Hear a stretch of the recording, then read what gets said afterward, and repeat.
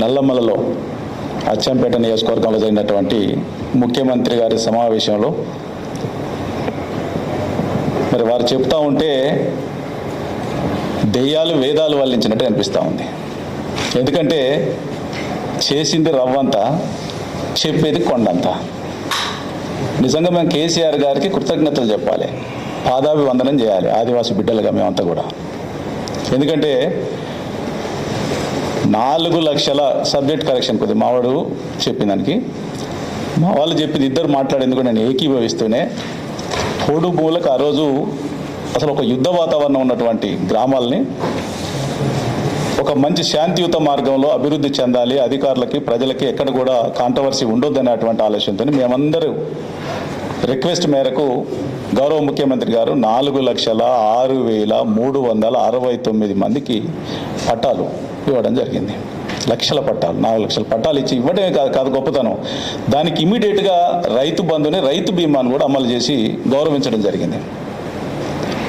ఇదొకటేగా దీంతో పాటుగా మా సంస్కృతి సాంప్రదాయాలకు సంబంధించినటువంటి మా వారసులు ఎవరైతే ఉన్నారో కొమరం భీం కానీ, సమ్మక్క సారలమ్మ జాతర కానీ, లేకపోతే మా సంఘ సేవకులు కీర్తిశేషులు సేవాలాల్ జయంతులను కానీ అధికారికంగా గౌరవించినటువంటి నాయకుడు కేసీఆర్ గారు.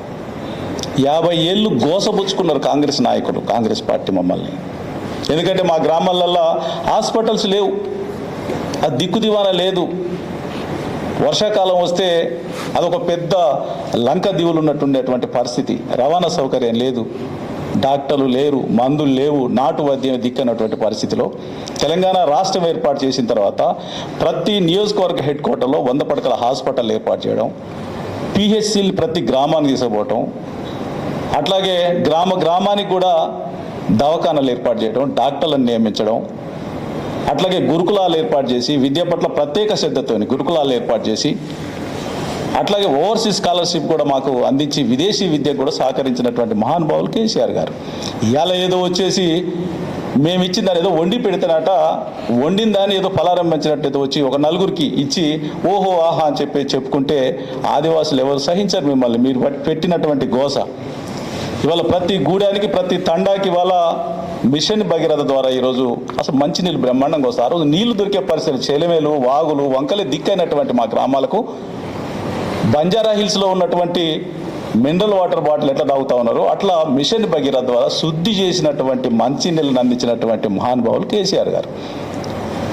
ఆరోగ్యం పట్ల, విద్య పట్ల మా గ్రామాలలో వీధి దీపాలు లేవు, ఎప్పుడు దీపాలే దిక్కున్నటువంటి పరిస్థితి మాకు.